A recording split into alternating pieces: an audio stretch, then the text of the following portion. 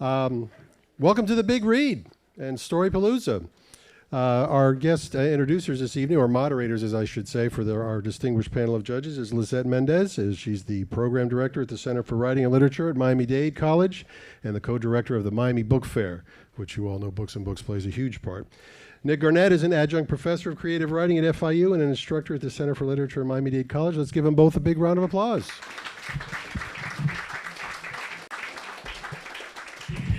Thank you so much for being here. I'm going to quickly go through some housekeeping details while our folks get settled. So as you said, I'm Lizette Mendez with the Miami Book Fair. There is no Center for Writing and Literature anymore. We are Miami Book Fair all the time, all year round. So if you're missing any of the creative writing or any of the other events that you used to see coming out of the Center for Writing and Literature, you know, now you could just go to the MiamiBookFair.com website and get the same and even more events and programs and activities, and such as what we're doing tonight. Some of you maybe don't know that Lip Service, which was founded by my good friend Andrea Askowitz, who's right here to my left, and who worked with Nick and Esther for many years to keep it going. And it was a fabulous event that everyone in our community enjoyed, has now come under Miami Book Fair's purview, and so we'll be working still together to some degree, and then definitely with Nick and Esther to keep it going. Our next event, which is the big show, is on May 7th. So put it on your calendars and sign up for our mailing list at miamibookfair.com so you can get all of the updates as they happen. Thank you so much to Books and Books for their hospitality, and thank you to all of the Miami Book Fair staff, my co-director Delia Lopez, Lisa Better, who so ably raises funds. We're here tonight for this event, and the reason that the theme is family stories is because we're celebrating families and thinking about all the different ways that that people build their families and what families are made of. One beautiful book that really touches on the subject is Edwidge Danticat's book, Brother, I'm Dying, which is the big read title for this year.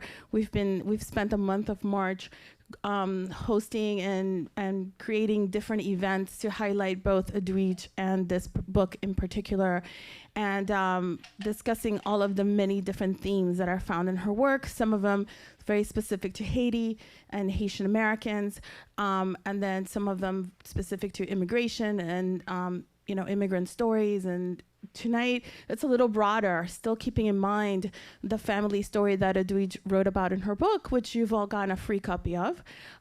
We are just opening it up to any and all kinds of family stories, from the dramatic to the comedic and everything in between.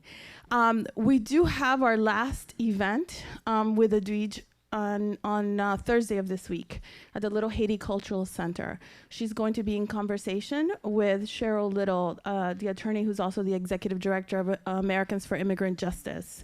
So I hope to see you all come out for this discussion of immigration policy in the United States, specifically as it's carried out in South Florida. We will be happy to have you there. Thank you so much. Nick. Hello. I've waited all my life to do this. Welcome to Storypalooza. First of all, let's thank the two main juggernauts of literature and literacy in Miami, the Miami Book Fair and Books and Books. Doesn't get better than that. So we're here to have fun. First thing I want to say is if you have not dropped your name in the vintage orange ice bucket to read, now is the time, because my lovely wife, who is sitting in for Vanna White, is about to pick 12 readers, and she will write them legibly on the board. We will put them somewhere so that you know that you're going to read, okay? So that it's not a surprise. Who here is familiar with lip service? Okay, a lot of you are not. Okay. Part of the history of lip service I'll give as I make my introductions, but lip service is a live, true storytelling event. And was instituted about 10 years ago, and tonight we're hoping that tonight will generate some submissions for the next lip service show, which is May 7th. You have all received submission information on your chairs. The submission period is officially open today, and it ends 3 weeks from today. So how you submit and all that is either at lipservicestories.com. Use your the information we passed out. One thing I should say, lip service, unlike some other live storytelling events, the Moth, is read. In other words, at a lip service show, people prepare their stories, write them in advance. They are coached, rehearsed, and presented. So tonight, if you are preparing to tell your story live, that's fine, but you feel free also to read, okay? All right, the submission period for tonight is officially cut off. So Vanna, would you take stir? And right, okay. What a panel we have tonight. Tonight is not a competition. That's the other thing I want to say. Tonight is just an opportunity to tell your story and get feedback from our illustrious panel, which I will now introduce. Andrea Askowitz is the creator of lip service. In fact, was it this very room in 2006? Yes. In this very room in 2006, Andrea Askowitz, who came up with the idea of a live storytelling event in Miami, began lip service. And so it grew from a group of about this size, maybe slightly larger, to selling out the Miracle Theater, 600 seats, just a couple of blocks away from here. She was the co-producer of lip service for 9 years until she dropped us like a hot potato. If you can hold a hot potato for 9 years, no. She's the author of the memoir, My Miserable, Lonely Lesbian Pregnancy, which is a comedy. She wants to make that clear. She's also the editor of Badass True Stories, which is a compilation of some of the best of the lip service stories in written form. Both books are on sale here, as a matter of fact. She's also the host and teacher of a brand new podcast called Writing Class Radio. There it is. If you're not familiar with it, you should be. If you like her edits tonight, you will love Writing Class Radio. You can listen for free on iTunes or online. That's Writing Class Radio. So let's hear it for the awesome Andrea Askowitz.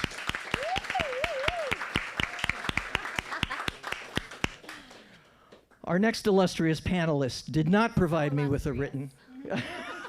did not provide me with written notes, but she has 3 children. 2 of them are twins, and she has a cold, and she's on cold medications. So, okay, I'll give her a break.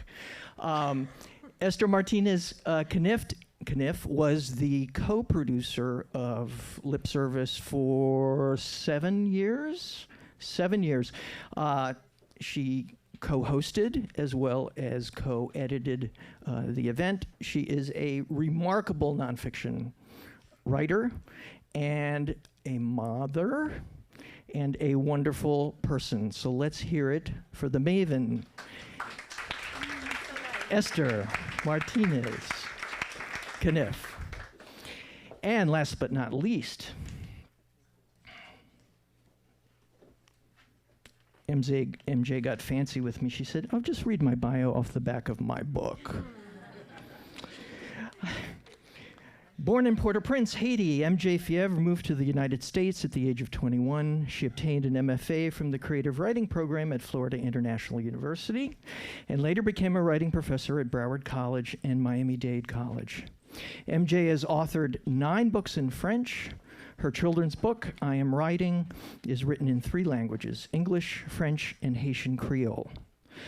A Sky, The Color of Chaos, is her first book in English. It is a memoir. I am just finishing it now. It is magnificent. I highly recommend it. It is also for sale here. So please, let's welcome the magnificent MJ Fied.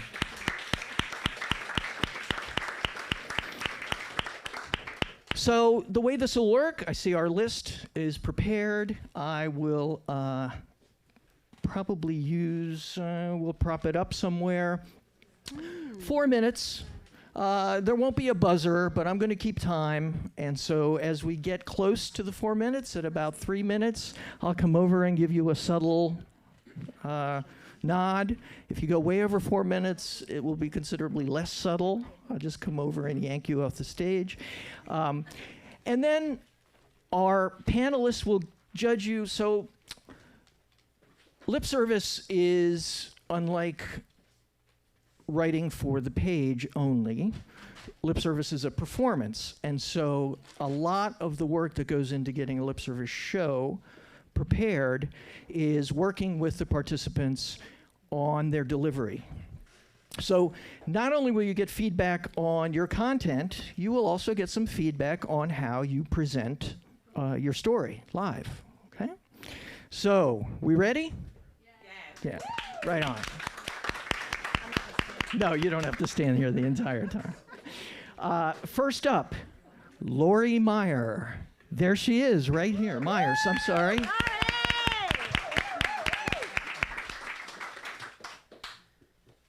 name is spelled wrong, just in case you're wondering. It's M-E-Y-E-R-S. M-E-Y-E-R-S. Okay. Okay. Just in case I get famous, I want to make sure that's... My husband said I couldn't have any wine, but I didn't listen. Smart lady. So that's why I'm here.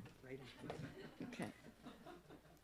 I have to say I'm taking Andrea's class, and there are only 2 classes. We've just finished the first one, and it is unbelievable.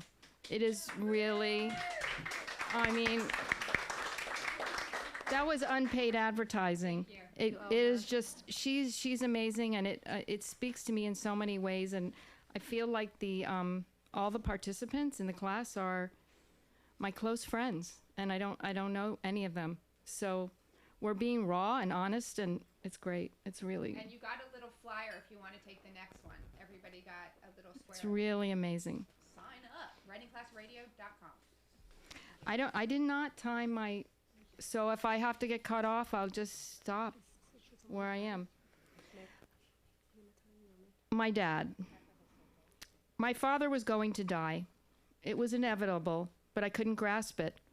I wanted to run. I wanted to hide anywhere. I would make any deal with God that he offered. Please, God, don't do this. He was in a coma, I think. It was his last day, and I sat by his side in the hospital wondering how I could march on.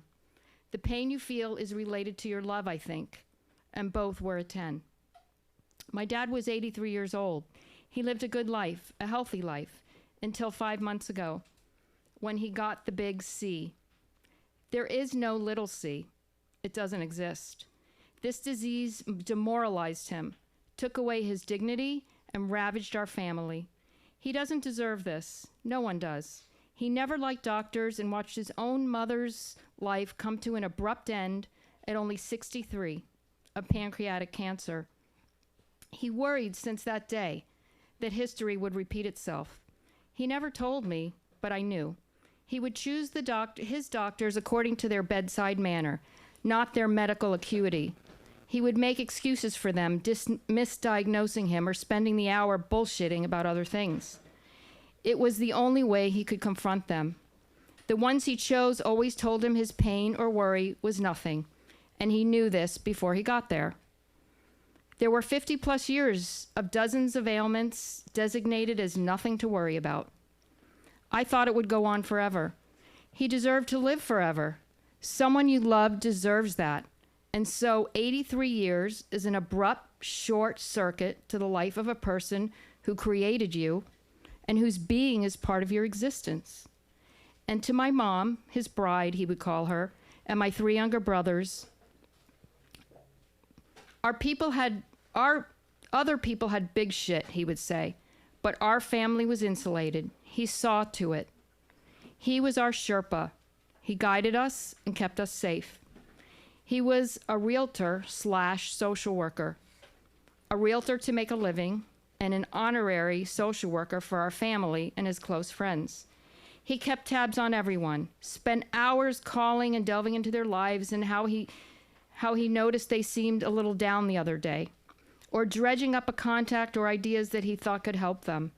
Sometimes he carried it too far, and we would laugh about our dad, who gave more to the maid or the repair guy than their own parents had. Everyone was important and felt that way when they were with him. He boasted about his kids and built us up through the years, finding our strengths, no matter what they were, and suggesting ways to nurture them.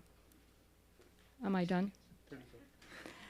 My dad studied government with me in high school, quizzing me on the names of senators and representatives in our district. I was half interested, and he was the one who encouraged me to get a master's degree after college. He knew I was smart, despite his old-fashioned machismo, bravado, and preoccupation with me getting married. He knew more than I thought, because as I began my master's program, I met my now husband. He was my professor. Thank you. Let's hear it for Lori.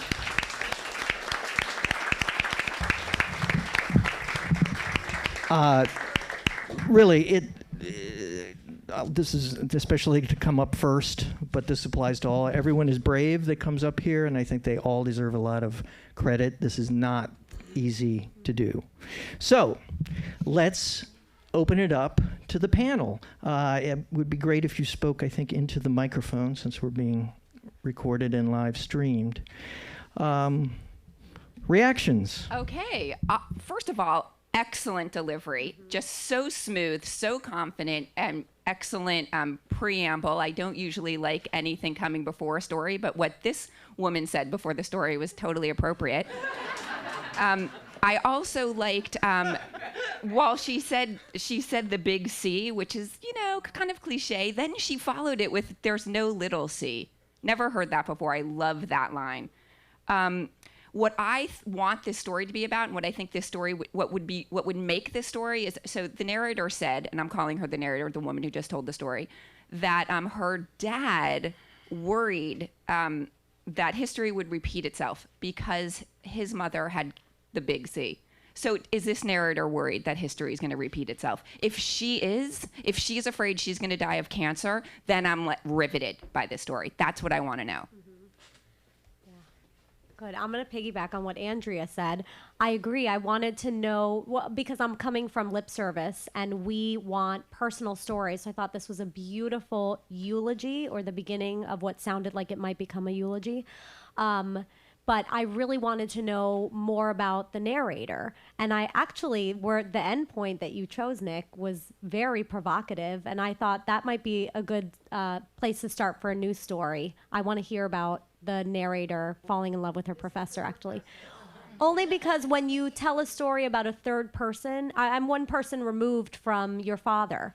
And so I'm more connected to you up there. So I either want to know more about you, how your father affected you, or I want to know something else about you personally. I'm more connected to you anyway. I thought also that you had a very good, clear, consistent voice. You had good eye contact. You were poised. So props on that, because that's really hard to go up there first and stand in front of a crowd. So I think your opening line was, "My father was going to die," and I thought that's a great opening line because I want to know what's coming. But then after you said, "My father was in a coma," or "he was in a coma," and I thought, well, it felt like a double start, and I thought maybe you should just start with "My dad was in a coma." Then I don't know if he's going to die or not. Maybe that's a journey. I'm not sure. But good job. I was really impressed by the delivery because it really made me want to listen to the whole thing. And that was surprising to me because those are two topics, cancer and God, that a lot of editors shy away from. I actually know some editors who will tell you as soon as they see those two words on the first page, it's a rejection. They stop reading. So you managing to introduce both of them in the first few paragraphs and have us wanting to listen to the rest was really amazing to me. But I will piggyback on what Andrea and Esther said, maybe a little bit more focus on what the story is about. And I think that exploring that fear of history repeating itself is definitely a great way to go. Great, thank you. Great feedback. Brittany? Brittany? Let's hear it for Brittany Lyons.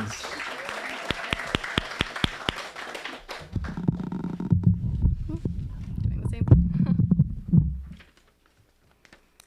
Nearly a decade ago, my mom read about this program where you can foster military working dogs until they're old enough for full-time training. At the time, my dad was stationed in San Antonio, and we were living in a brand new house. We'd never had a dog before, mostly because my dad has been chased, attacked, or bitten by countless dogs in numerous states and countries. Maybe it would help you not be afraid, my mom said. Okay, my dad said. So a few weeks later, my mom and I were at the kennel on Lackland Air Force Base, picking up our new Belgian Malinois puppy, Luther. The experienced foster families had already chosen theirs, and Luther happened to be the last puppy left. He was a complete butterball, with floppy ears and a white mark on his chest that allegedly meant he came from the Belgian Malinois equivalent of royalty. The worker who explained this loaded a kennel into our car along with a giant bag of puppy kibbles and a few approved toys. You can hold him on the way home if you want, the lady said. So we spread a faded towel on my lap, and I thought, oh my God, we have a puppy. A few minutes into the drive home, Luther chewed the face off of a magazine cover model on the floor by my feet. I corralled him back onto my lap, where he stood up and tried to eat the seatbelt before springing onto the dashboard. When we got home, Luther growled and snapped at my dad on sight. He got loose in the kitchen and tore a chunk out of our counter, and that was just the first day. We weren't allowed to tell him no. They wanted him to be fearless, to have no limitations.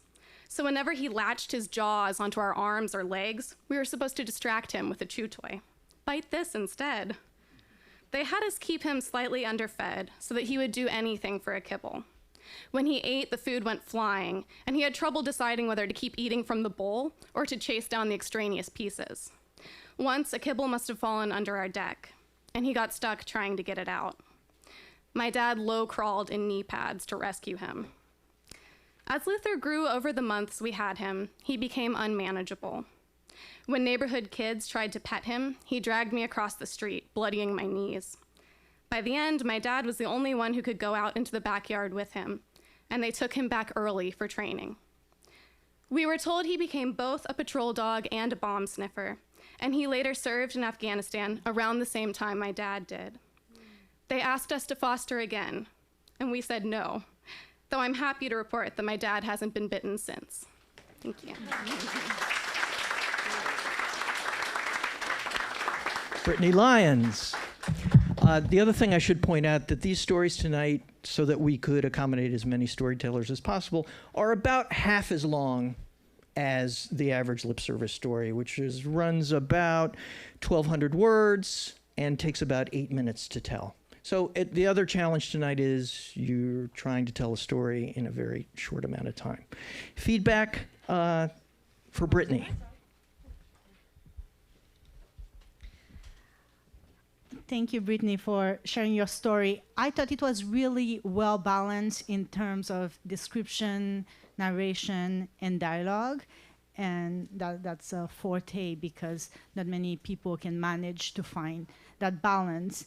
I felt a little bit cheated out of the father's story because from the way the beginning was presented, I really was expecting something that has to do with the father and his relationship with dogs. So I kept waiting for that, and it didn't come. So that was my maybe only concern for the story, but it was sweet otherwise, and I enjoyed listening to it.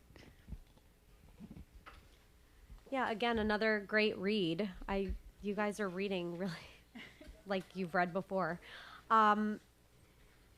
So I guess where you start the story, your opening line tells the listener or the reader what your story is about, and also it is going to either grab them and engage them or not. Maybe because it was about a pet, I sort of felt like, what are the stakes involved here? And then my mind started going to places like, what's your history with dogs? Did you always want a dog? Were you bitten as a child? Like, what are the stakes that now you have this puppy? And then at the end, you drop the bomb about your dad serving in Afghanistan. And that's just a one little rule that when you have something heavy like that, I feel like you can't drop it after a lot of lightness. And the story was really light and lovely and sweet. But then that heavy, I don't know, it felt like a little heavy at the end there. Awesome delivery. Again, what I thought was charming and delightful, and what I wanted to know more about was how this family, the dad was the one who needed to be coaxed into being okay with the dog. And then the dad ended up being the only one who could manage the dog. So I also wanted to know much more about that dad-dog journey. And what I loved also, what I loved was the voice of this narrator. She was like, oh my God, we have a puppy. I just thought that was sweet and beautiful, and I really loved that narrator's voice. Awesome. Thank you. One thing you'll hear a lot about in lip service, but I think it applies to all kinds of writing, we've already heard it 2 or 3 times, what are the stakes, right? In other words, what is it that the narrator has at risk? More risk, the more interested we are. Next up, Nikki Post.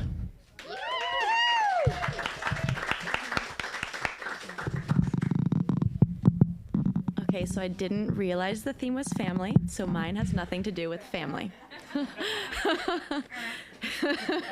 Okay. Actually, is it okay if I lower this a little bit? Just turn, yeah. Is that okay? You can also turn where it pivots in the middle there, yeah. Loosen it. Thanks. A little, yeah, that's good. Okay. Okay. Take my picture again and I'll slit your fucking throat, the Bedouin said as he walked away from me, his fingers crossing his neck just under his chin like a knife. The Bedouins rule Petra. They live there. They work there. Petra is their land. They sell candy and water to tourists and say things like, "Welcome to Alaska," and expect you to laugh like it's the first time you've heard them say it. They tell you, take a break, take a Kit Kat bar. They offer you camel rides around the sick and donkey rides to the monastery and 1 cup of tea, 2 cups of tea, 3 cups of tea with more sugar than leaves over a homemade fire. If you don't know Petra, think of Indiana Jones. Think of The Last Crusade. Think of buildings carved into massive red rock faces. Petra is in the Wadi Musa Desert in the south of Jordan and means Rose City.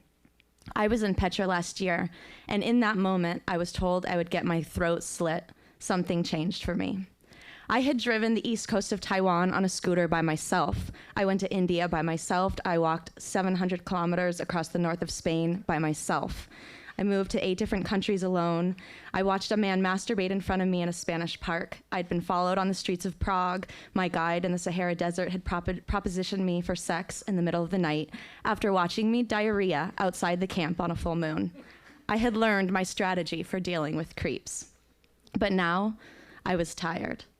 The Bedouin had asked if I wanted a ride on his donkey, and I didn't, and I said so. Why not, he wanted to know. Because I don't trust it, I told him honestly and matter-of-factly, after watching 3 other American girls a few moments before, arguing with their camel guides. I was tired of saying no, and I was tired of being approached. I was tired of pretending I couldn't speak English. I was just tired. Go back to your country, then. We don't need you. We have our own girls. You're old and you're ugly. Go back to your own fucking country. I walked away ahead of the Bedouins. And suddenly a stampede was released and dozens of donkeys rushed past me, riders on the back, almost knocking me over. That's what we call an accident, one of them said. It was not an accident. The only weapon I had was my camera. So I took a photo of one of them, knowing it would be my best bargaining tool. The star of my photo noticed immediately and asked me to delete it. "If you leave me alone," I told him. He put on his sweet voice. "It wasn't me, it was them." After a few minutes of back and forth, I told him I would delete it if he promised to stop harassing me. He promised, and I deleted. "Take my picture again and I'll slit your fucking throat," he said as he walked away. 2 Chinese guys I recognized from my bus down from Amman were there, and they jumped in to help me. Humbly, I asked if I could spend the rest of the day with them. The next day, I entered Petra again, only because I ran into Andrew, an English guy I had met on the same bus the day before. And that day was totally different. I was not told to go back to my fucking country. The next day, I was not told I would get my throat slit. The next day, I said no thank you to camel rides, and the reply was, "Okay, have a great day." And I didn't want to admit it, but traveling with a man, things are different, and life is easy.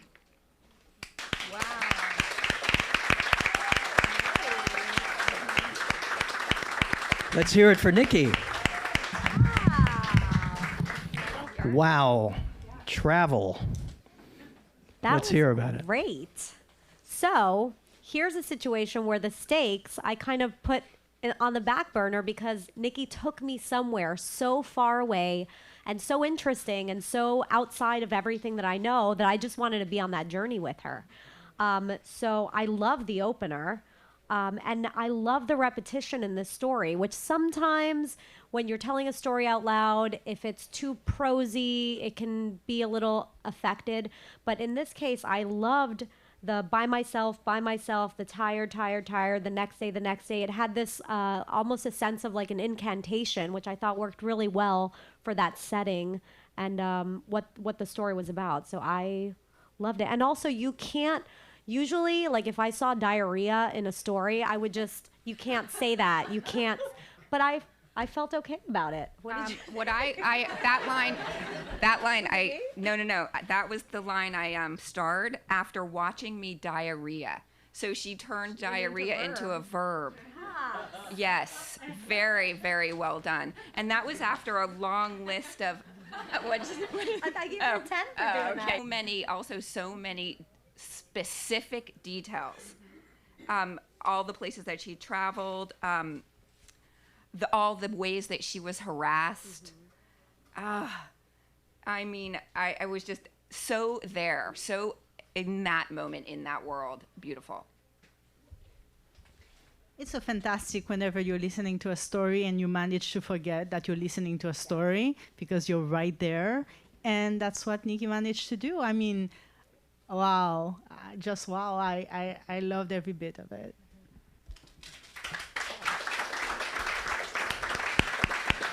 Doesn't this feel a little bit like The Voice for American Idol? Especially when one of the judges says just wow. That's great. Going to Hollywood. And diarrhea is definitely a verb. Rivera.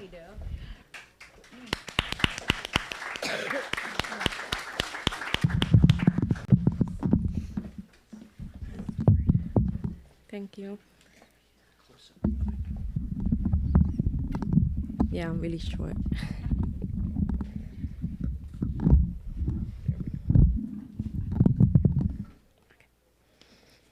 It's not always easy. At 16 years old, I found myself, and all I could think about was how and how I just wanted to have my baby in my arms.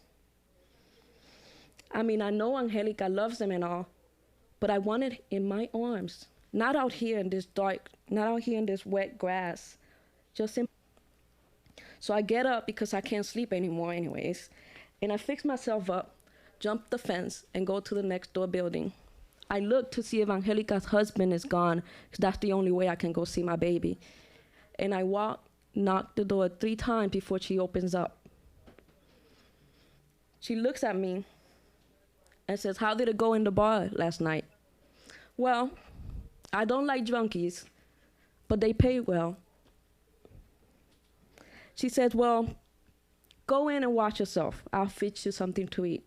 And I'm so glad because I'm starving.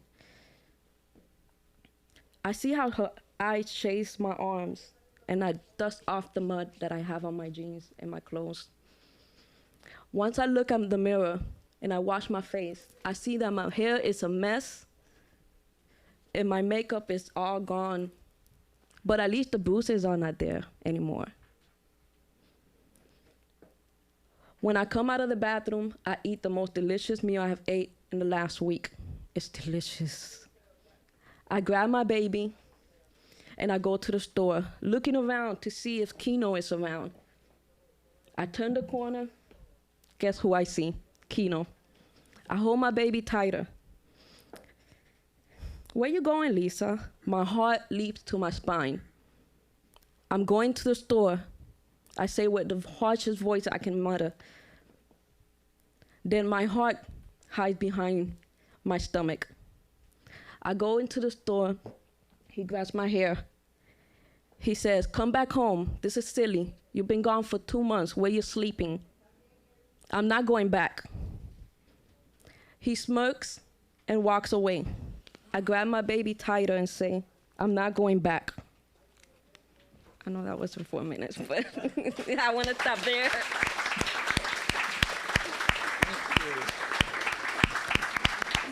Let's hear it for Nilsa.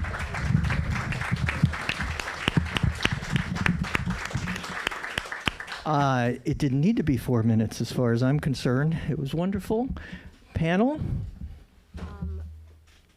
Wow, I'm really intrigued. Some of the intrigue is because of what you included in the story. Some of the intrigue is because I was a little disoriented and I'm confused about some of the points. At first, I thought my baby, and I thought it's a real baby, and then I thought, well, Angelica's husband has to be gone, so maybe her baby is her man. So I wasn't sure who the baby was. Then afterwards, I was like, oh, it's a real baby, but that kind of tripped me up a little bit. And then the drunks, I don't like the drunks, but they pay well. I was like, whoa, is that she's a bartender? But then I was like, no, she's not a bartender. She's 16. Is she a stripper? Like I was intrigued, and that's good. But I think the story could have benefited from a little bit more clarity, because you don't want your listener to stop and have to think too much. We always used to joke that we don't want our audience to think at all. Like, just listen and we'll tell you what to think, right? You don't want them stopping and questioning. So yeah, I was really intrigued. I think that I wish you had read it. If you had it written, I wish you had read it, because I feel like sometimes. Oh, that's okay. But that's why I don't mind the reading, because then it's like all there. Right. I actually thought the delivery was really well done, even without reading, and I was also intrigued. I understood that the stakes in my mind are high. There's a 16-year-old who had to leave, and there's a baby. And then there's someone dangerous, which I think is Kino, who maybe is the dad of the baby. Okay, but right. So all of that kind of needs to be set up front. But I mean, here is a really strong, bold, badass narrator who did a hard thing. And I want to hear it easily and clearly. And it's excellent. Thank you. You definitely have a story with a lot of potential, which is great, because sometimes it's the other scenario where the author is trying to make a story out of nothing. But here you have the story, it's just a matter of adding the details that will allow the reader to know exactly what's going on.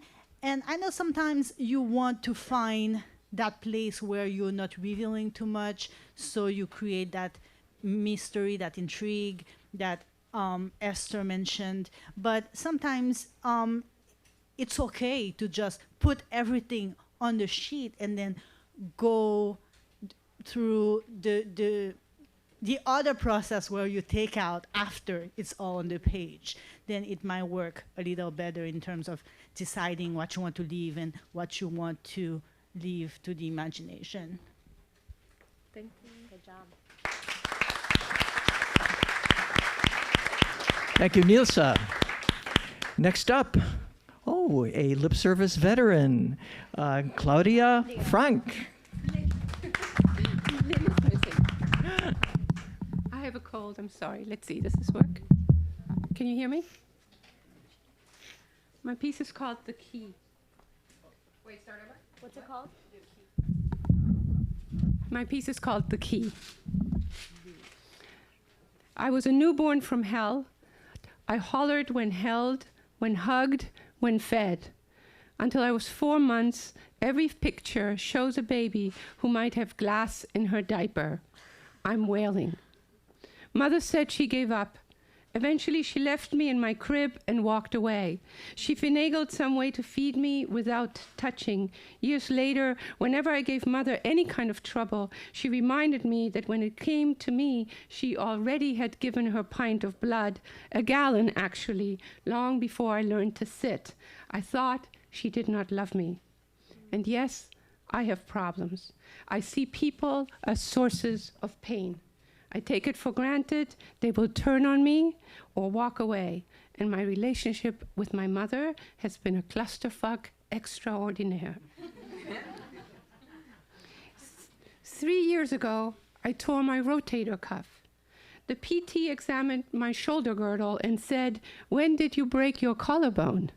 "I didn't," I said. "You did," he said. "I did not," I said, deciding he was a Cuban idiot. "Senora, you did. I think more than once. The callus is big and bumpy. Come feel." And there it was, like a hard, rough pigeon's egg embedded in my bone. I called my friend Rosario. She's a pediatrician here in Miami. Could I have fallen out of a tree and not known it? "Ay, pobrecita," she said. "You broke it coming down the birth canal. You were born in Peru, see? They sent you home without a brace. Very painful. Pobrecita Claudia. Y pobrecita tu mamá. Poor you and your mother."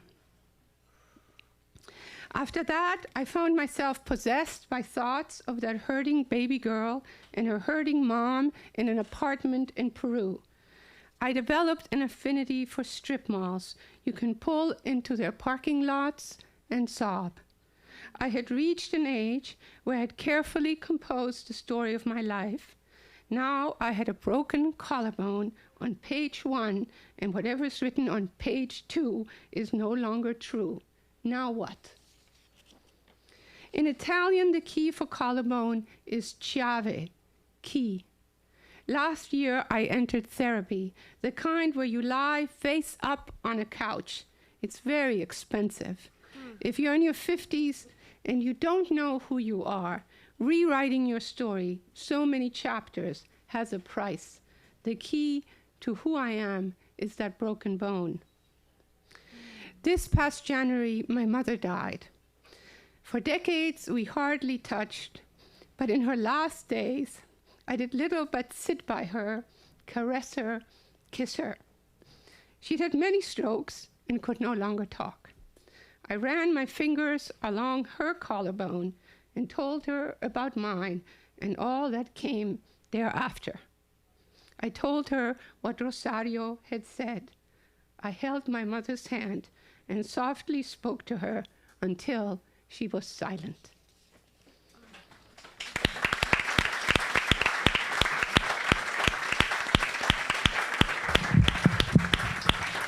Thank you, Claudia.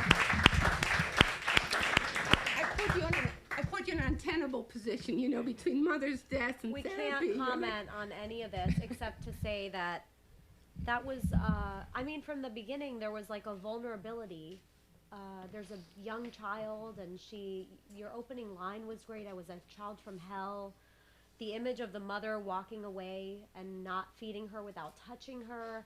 I mean, there was, even before you started to tear up, I felt enormous vulnerability, which is so, so difficult to, I mean, I feel like when you're writing something, you're always thinking about who's going to read it or who's going to listen, and it's so hard to do that and go there. There were so many beautiful lines.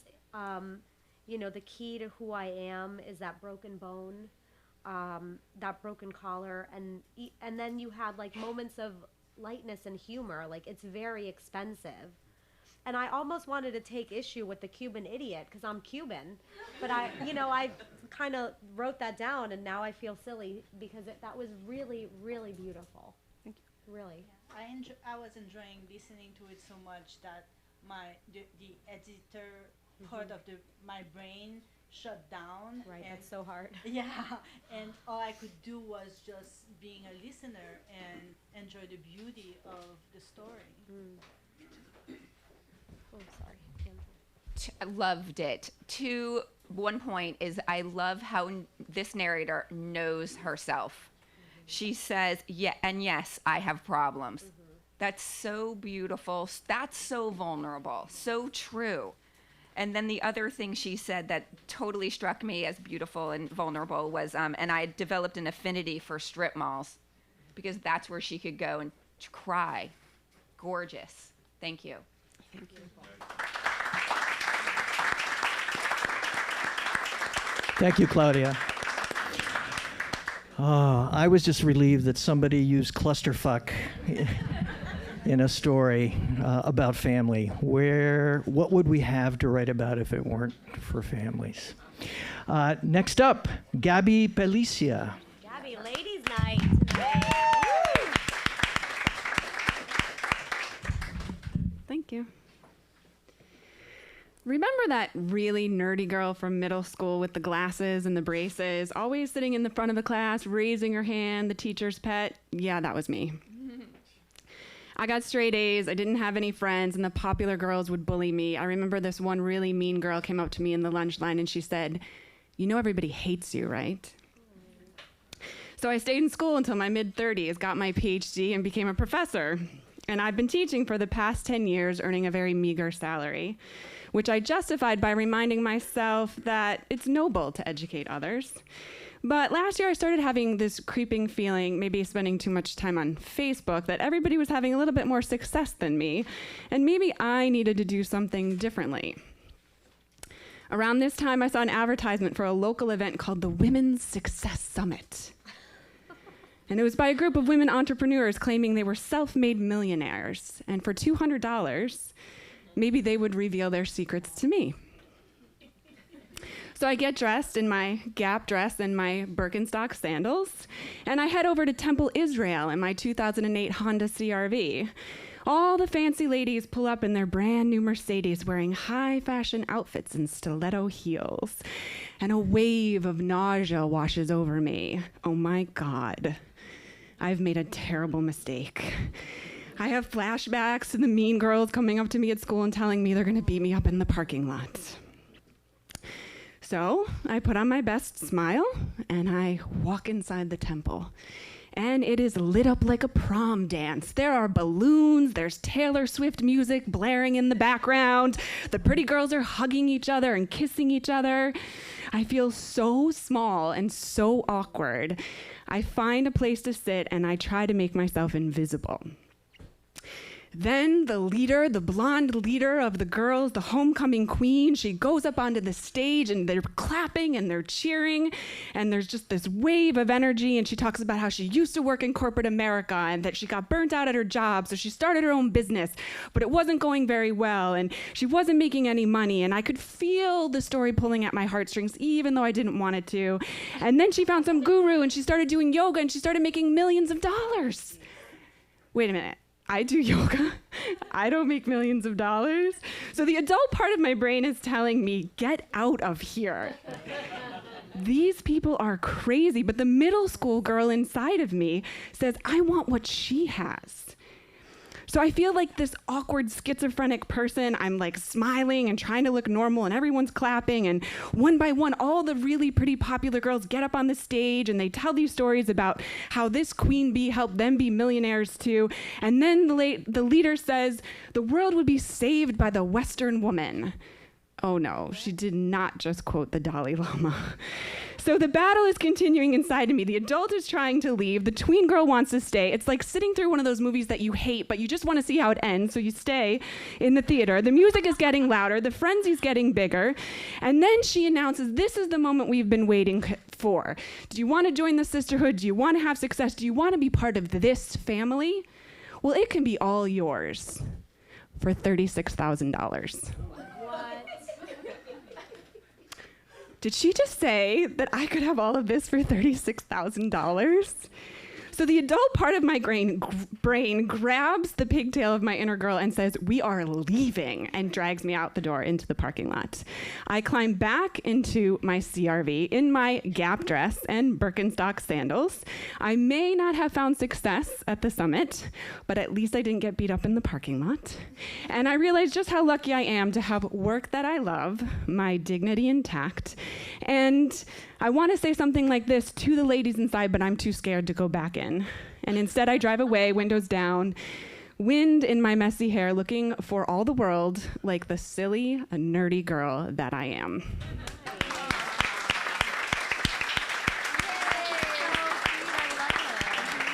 Gabby Policia. I'll just say quickly, again, a knowing narrator. Like, this narrator really knows who she is and who she was. And that is so, I trust this narrator because of that. And she also, great details, like the Gap dress, the 2008 Honda CRV. Like, we see her. I mean, we see her, but even if we didn't see her, we would see her. Mm-hmm. Nice job. Oh, and one other thing, awesome commitment to that whole prom middle, like, you know, the blonde, the homecoming queen. Yeah, that's like a commitment to this idea, and she stayed with it, and I love that. Oh, I love that. I mean, I love self-deprecation because right away you win the audience over, right? Like, comedians do it all the time. And your performance was great. I think you mostly knew that story. And again, that's part of the knowing narrator. Like, you told the story like you knew it because you knew it. I was like, go Gabby, go to that seminar that I am very curious about, but I would never spend my money. But I am dying to go there and find out what the hell happens because we all hate those bitches. Can I say bitches? I think I said it again, bitches. Right, and the adult grabbing the, tween's pigtails, great. I mean, that was good. What an amazing writer's voice. I mean, I was in... Everybody loves comedy, and that was comedy at its finest because you get the literary part, you get the awesome presentation. Kudos.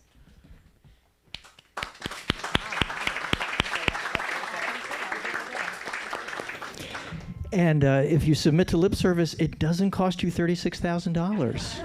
You can get that same rush. Yeah. Next up, Ray Vega. Ray? Hey. Did Ray split? That's either a very good sign or a kind of terrifying sign. Ray, my friend. We'll come back to Ray if he's here Ray. later. Michelle Byram? Michelle? She just went to fix her contacts. Oh, she went to fix her contacts. Okay, we'll get back to Michelle. It happens. Corrine. Is it Corrine? Kenner.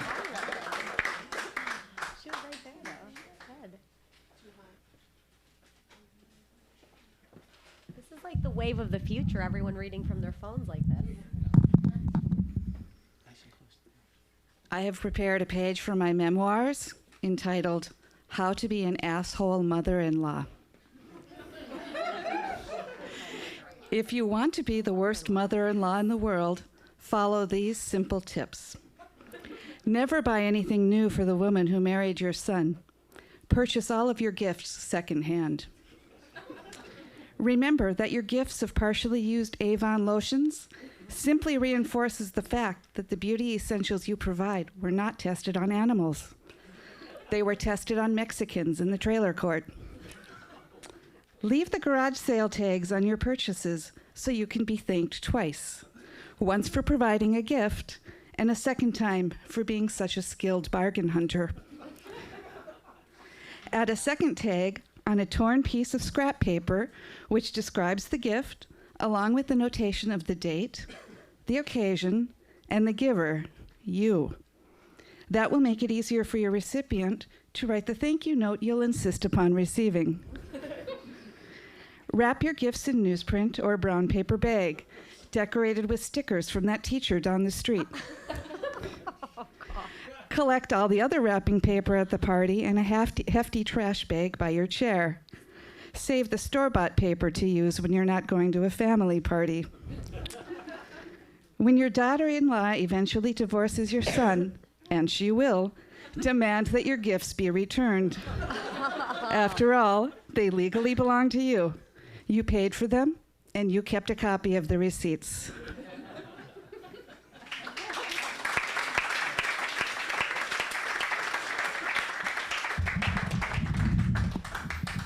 A fine, comprehensive list, I think. Our panel? For a little while, I was trying to figure out if the narrator was the mother-in-law or the girl marrying the son. That's good. Yeah, that's a good point because I was like, I don't like her because I have a mother-in-law and that would really hurt me. So I thought maybe you should, because it was funny, but I was like, it's only funny if like I don't have a mother-in-law.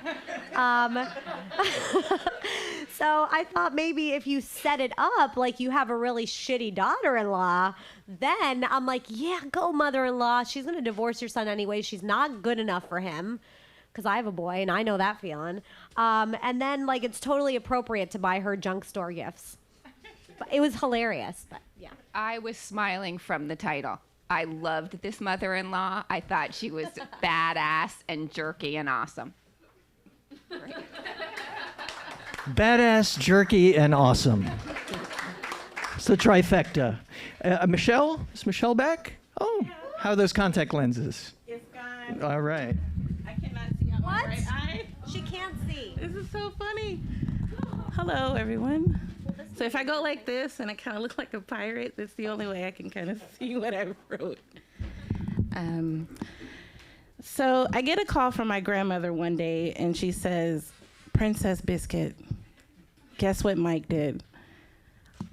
Mike is my Uncle Mike, who's not really my uncle. He was in a common law marriage with my Aunt Freddie for about 25 years. They were kind of like the 70s version of Whitney Houston and Bobby Brown. They always smelled of malt liquor and weed, and they were very self-destructive, but they were in love. Despite being the stereotypical relatives that you never want to introduce to people or bring to your graduation, I never knew that Uncle Mike, with his ability to always make $2 work, and my Aunt Freddie, who always seemed to have purple lipstick kind of smudged on the side of her face, would ever teach me about unconditional, passionate love. What my Uncle Mike did was a perfect example of that. So back to my grandmother's story. Before she passed away, my aunt had suffered a stroke a few years prior. She was in the hospital for about a week, and like I said, my Uncle Mike and Aunt Freddie could not be away from each other more than a couple days. He was desperate to see her. So he decides to go to the hospital, and he tries to enter into the front entrance, but he was quickly turned away. Not because he appeared drunk or incomprehensible, but he decided to bring their family dog Diva into the hospital with him. He is quickly turned away, obviously, and he goes outside for a couple minutes. He then gets the genius idea to go pick up a small branch that had fallen off a tree, put on his blue blocker sunglasses, and take Diva back into the entrance of the hospital, saying that she was his seeing eye dog. Now, mind you, this was only about a 5-minute span had went across, so the same nursing staff was there. There was no shift change. And it's not like Diva was a typical, like a Labrador or any dog that you might think could help, do a pet service animal.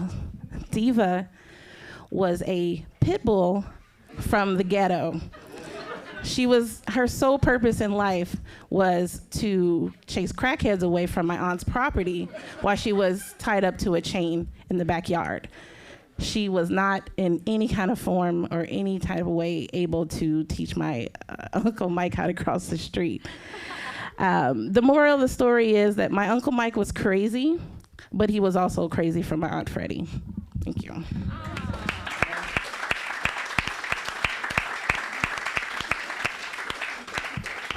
Thank you, Corrine. Panel? Princess Biscuit. That was so sweet. Excellent details. The smelled of malt liquor and weed. Oh God. The no shift change part. That was great. Just like, that's so funny. I really enjoyed it. Yeah. I feel like there's a lot more story there to explore. This dog, I mean, the whole background of this dog, you can do a lot with. You know, I don't generally for a bigger story, I wouldn't go with the moral of the story, whatever. Like, it was so enjoyable. I don't think you need to go there. And one little point about just a joke reversal. I always love to reverse people's jokes. When I edit, they always smelled like malt liquor and weed or whatever, and save the Bobby Brown and Whitney reference for after, because that's the punchline. So you just do that after the details. But good job. That was good. This was a kind of story when you think, oh my God, I want to know Michelle personally and hang out and hear more stories. Princess Biscuit, yes. So I will piggyback on your comment about Whitney, because that was my main comment too. At first, I was thinking, let's just get rid of it. But yeah, that would be a great idea to just move it after the description so it doesn't overtake the description. Very entertaining story. Thank you for sharing. Thank you, Michelle. Jeff Dorn. Jeff.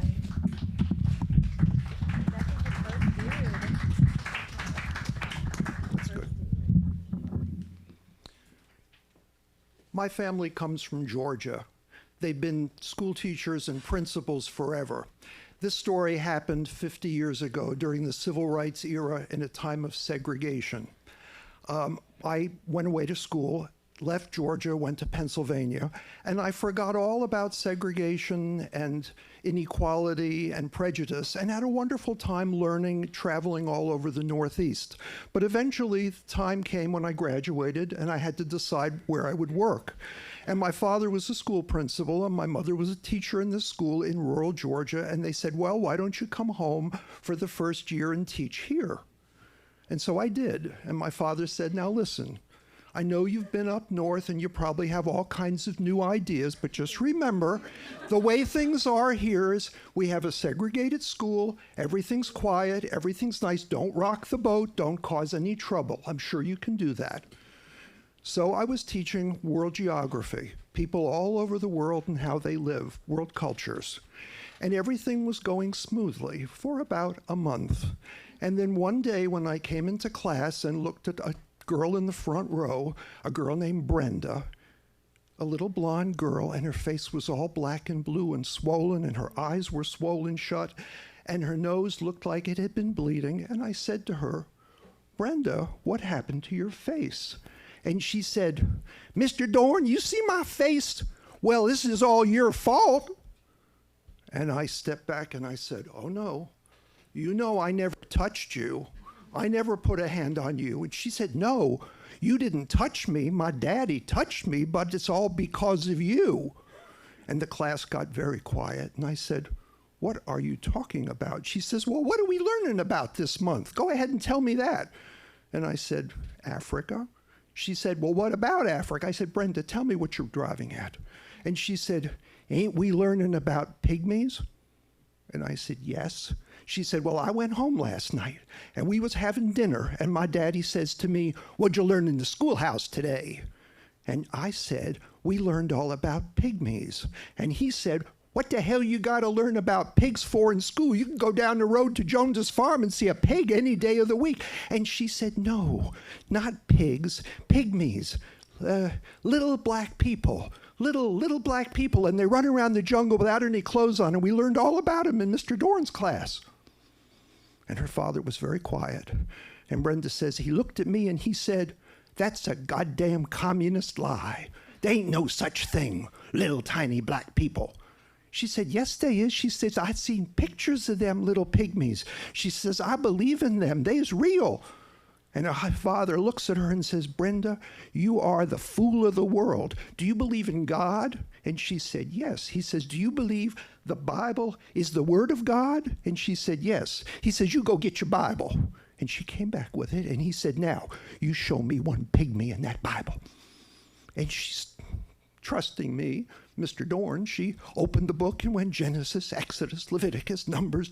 She couldn't find any pygmies, and she's getting frustrated. And her father says, that communist Yankee is teaching you communism, and you are too stupid to realize it. There ain't no such thing. And Brenda said, you ain't never been nowhere. You don't know nothing. That man's been all over the world, and I've seen photographed pictures of them little people, and I believe in them pygmies. And the father says, I will not hear communism in this house. Don't you ever say that word again. And she said, pygmy, pygmy, pygmy. And the father hit her. And this class was quiet. And I said, Brenda, you have proved a point today that you don't necessarily have to go home and share with your parents everything that we do in class. And that weekend, when I went to have dinner with my parents, my father, the principal, said to me, well, how's your teaching going? Are you enjoying the kids? Are you having fun? And I said, oh, yes, sir. Everything's just fine. I think it's going to work out just swell.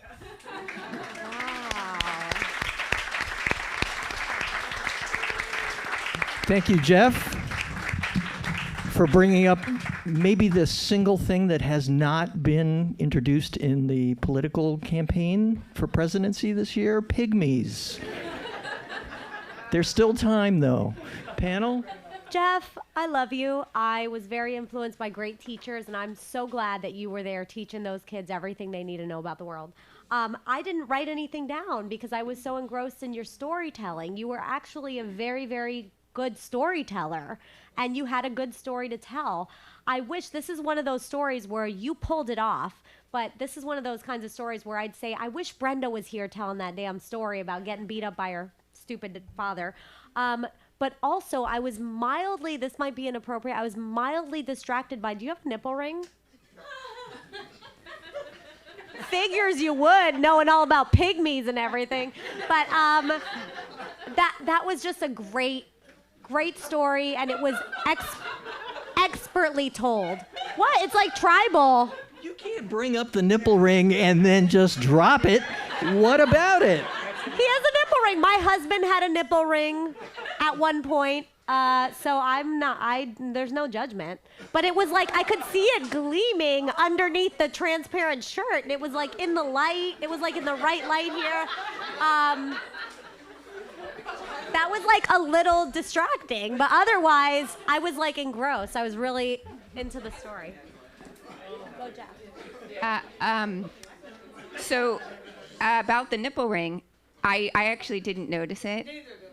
But you don't want the audience noticing your nipple ring while you're telling a story. So Esther does have a point. So maybe a darker shirt, pasties, I don't know. He has a proud nipple ring there.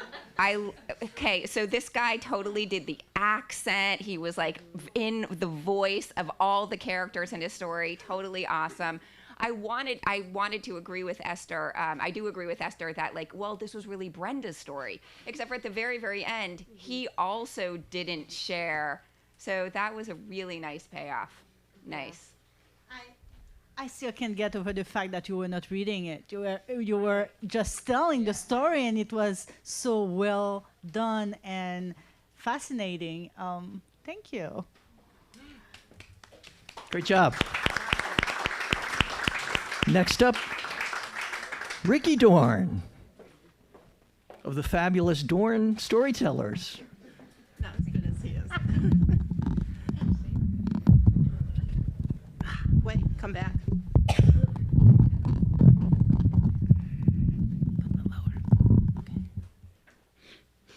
You know, out of all the people you meet in your life that you interact with and you move away from, there are always a few whom you will never, ever, ever forget.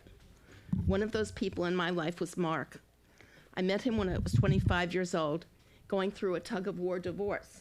That's when spouses can't make up their minds whether to get divorced or stay married, and they keep canceling the court date. Anyhow, what I first noticed about Mark were his crinkly, twinkling eyes and how they sparkled when he smiled. Also, I loved his confident but easygoing voice. He was medium height and slim build. He was the financial vice president for a major oil company and a few years my senior. He was divorced with a son.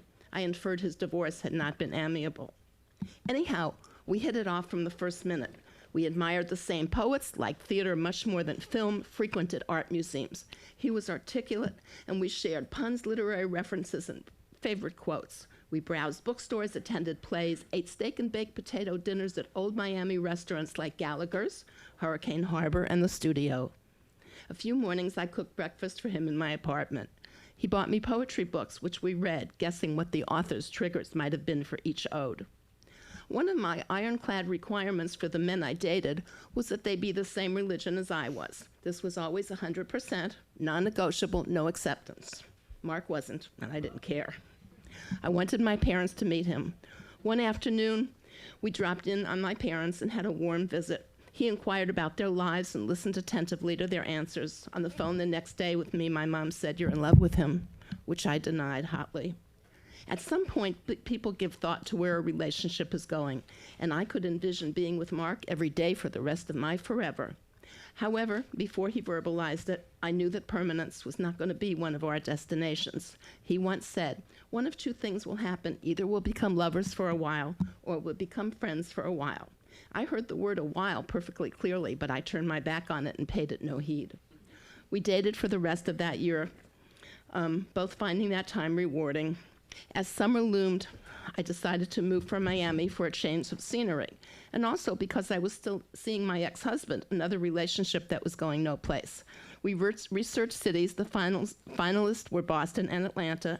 I chose Atlanta because Southern graciousness had always appealed to me. I flew to Atlanta to snag a teaching job for the next fall. I came home with no contract, but with zest for moving to Atlanta. As the school year ended, I crystallized my relocation plans. Turned out Mark had an ex-girlfriend who lived in Atlanta but taught at a college in Macon. During that time, Carol told Mark that I could stay in her apartment till I found one of my own, just like him to still be on good terms with an ex. He gave me names of colleagues in the corporate sector in case I decided not to teach. I moved to Atlanta, got my own place, was hired as a news reporter, and settled into single life in the South. Really didn't keep in touch until he called me one day to tell me that he was getting married and invited me to come to the wedding. To Carol, the ex-girlfriend in whose apartment I had stayed. I attended their wedding at the Unitarian Church and wished them well. Soon later, I married my true soulmate, Jeff. Shortly after our first son was born, we moved back to Miami to be near my parents and let them glory in our baby. I have a very good life with Jeff. We welcomed another son, bought a house, and did what people do as their lives progress. One day in my 60s, I Googled Mark and found them living in Texas. On a whim, I called to say hello, unsure if he would remember me. Carol answered the phone, greeted me warmly, and said Mark would love to talk to me. His familiar, confident, sensuously stretched out voice sounded pleased that I had called. We chatted, catching up on typical highlights of our lives. Then he asked me if I still wrote poetry. Of course I do. You wrote a poem for me once. Hold on, I'll go get it. What? I had no memory of writing a poem for him. He was touched, I was touched, that he had kept it, and astonished that he could still find it. Sure enough, he returned to the phone with the poem, which he read to me. The call was a success, and now we exchange holiday cards containing news of our careers, travels, and surgeries. Everyone you meet leaves a thumbprint on your heart. Some prints fade before that person has walked away. Others remain forever. I knew Mark had left a mark on me, but his keeping that poem must mean that I had left a small mark on him too. Thank you.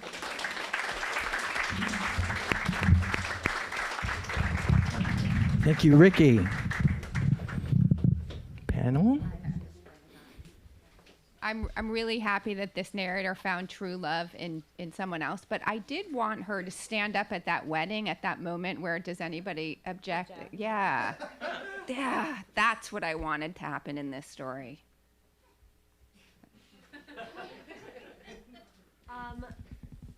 Wow, the whole time I'm sitting here, I'm like, how does Jeff feel about all this? Because, I mean, you know, what I loved about the story is that we all have that person, right? You go on and you marry somebody else. But we all have that person that you think about, like, God, I wonder what happened. I wonder if that person thinks about me. And so here you are telling that story, which is why it spoke to me. But at the same time, I was like, shit, she's telling that story. And like, Jeff is right here. There were some chronology things. I was a little bit confused at times, but I mean, I got what the heart of the story was about. And I really liked that. I think it spoke to me. I really like this story as a writer. You know, we always wonder if we have some kind of impact on anybody or if we're just writing for ourselves. And I was happy with the ending, the fact that, you know, you touch people in ways that you don't imagine at first. There were some parts in the story with maybe too much commentary where the writer Ricky tells us what to think about what she's going to tell us.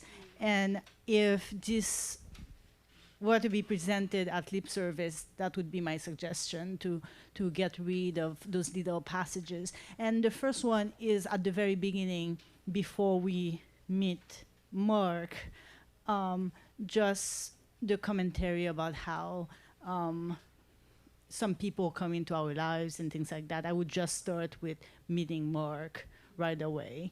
Although I really love the part about, I can't remember the comparison. She was comparing the fact that they were trying to divorce, but yes. Yeah, that was a very good detail. Well done, Ricky. Our last reader, Blair Hollingsworth. Hi, Blair. Definitely need to raise the mic.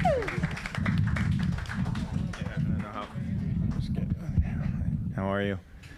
All right, how am I? All right, I'm good. All right, I was originally going to, this story is about how my father got us out of got my family out of the bootlegging business during the 1940s.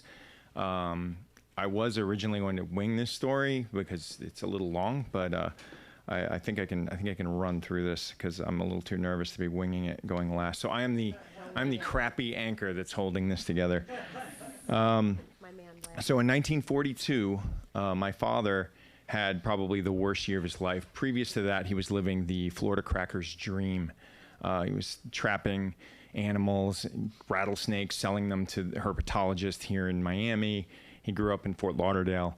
In 1942, after his two older brothers who he raced cars with, I mean, they raced anything with a motor, he would essentially, crap, I gotta read this, I'm terrible at this, I'm sorry. Earlier that year, my father's sister Joyce drowned in a well. And on December 8th, 1941, my uncles both signed up to the army to fight the Nazis and Japanese. By April of 1942, my father, then only 13 years old, was told to drop out of school and run the service station. He hated it. Always alone and depressed 6 days a week from sunup to sundown. He was wrenching on cars and fueling up customers. The only pleasure he had was driving to and from work and, of course, delivering handcrafted, artisanal, locally sourced whiskey and rums. One night during citrus season, my father was making a delivery, closed down the service station, and drove out to pick up some artisanal whiskey in very rural West Broward near Tamarack. He had the hooch in his car and was driving tear-assing down the road when suddenly he got blue lighted. Cops. Driving illegally at 13, well over the speed limit, a car without a license, a car full of illegal booze. He did what any good Southern boy would do, and he put the pedal to the metal. At over 100 miles an hour on a hard-packed country road, my father, who should have easily been able to outrun any vehicle, even while carrying a full load, could not shake this pursuer, so he doubled down. A hard left into the orange groves led him onto a high-speed chase with branches of orange trees whacking the sides of the car. The pursuer was still behind him, but my father shot up a cloud of dust behind him and then flipped a kill switch on the car that turned off all of the lights. Knowing he had enough space, he made a hard turn into the citrus trees, tucked under a big bushy orange tree, and turned off the vehicle. He waited for hours, bit by mosquitoes, listening to the pursuit vehicle and its two inhabitants as they drove around looking for his car with a spotlight. After a few tense hours, they were gone. But my father, on a pitch black, cloudy night in the country, had no idea how to get home. He waited until first light and then had to drive back to the service station to open it up at daybreak. This day was the longest, most agonizing day at the station. We've all gone to work like that, and it seems the work gods blessed my father with every possible thing to make his day worse. Nearing the end of his shift, my dad was feeling pretty good, like he'd gotten away with something and passed a Rubicon of sorts. A Broward sheriff's deputy walked in, and my father nearly died. The man simply pumped gas, used the restroom, asked about my uncles and grandfather, bought an RC Cola with peanuts, and left. My father finished closing up the station, locked up, and hopped back into the car that had been parked in the back, only to find a freshly picked orange and an application for a provisional license on the dashboard of his car. And that is how we got out of the liquor business. Thank you.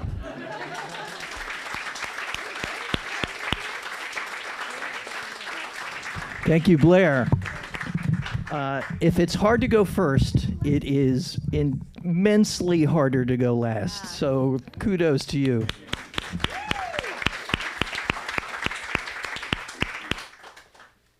I love the quality of the details. I was right there in this car trying to escape from the cops and being beaten by mosquitoes. And, oh, you know, what a horrible night it was for me.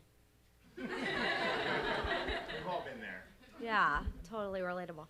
I was like, did he say Florida cracker? And then I was like, what's a Florida cracker? And then I was like, I think he means what I think he means. Like, it's a Florida cracker. Yeah, that's such a cool setting.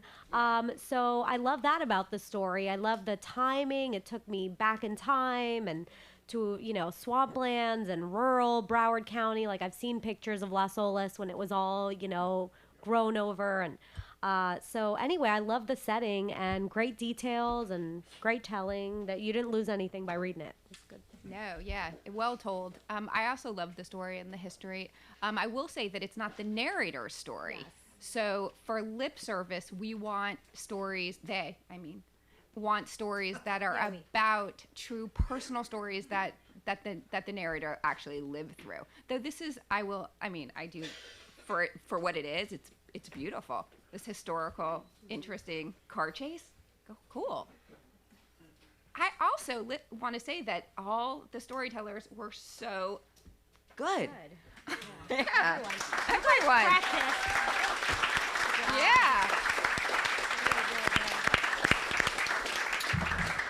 Yeah. Not for the first time, you have taken the words right out of my mouth. The first thing I was going to say that these were extraordinarily well told and well-presented stories. So let's give all of our presenters a hand. How about this panel? Andrea, Esther, and MJ. You couldn't buy this kind of editing power? Well, yeah, for $36,000 you might be able to buy it. But you didn't have to. You got it for free tonight, and that is for large part due to the Miami Book Fair for sponsoring this event, along with so many other events that may have made Miami a literary mecca. And here come the selfies. Thank you so much. Look at the submission. There wasn't a story tonight that could not be seriously considered for lip service. There wasn't a story tonight that wouldn't need some revision and work in order to also make the cut. Every story does. Every story goes through a really hardcore, rigorous revamp. The best stories that are submitted, even the best stories that are submitted, go through hell. And I'm just telling you that, but you come out on the other side. If you're selected and presented, you come out on the other side, and it's an extraordinary experience. I don't think I mentioned that Esther and I will be co-producing Lip Service. I skipped over that. And Andrea, I know Lip Service will be there in your heart. We can call on you if we ever need you. Thank you for thinking of this, and it still lives.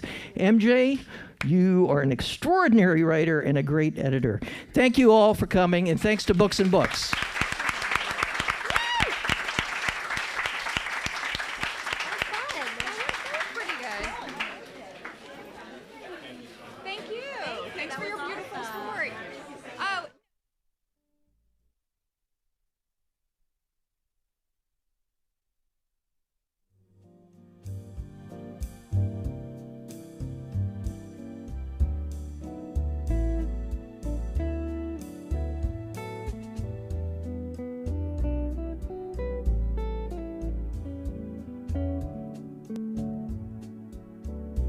you.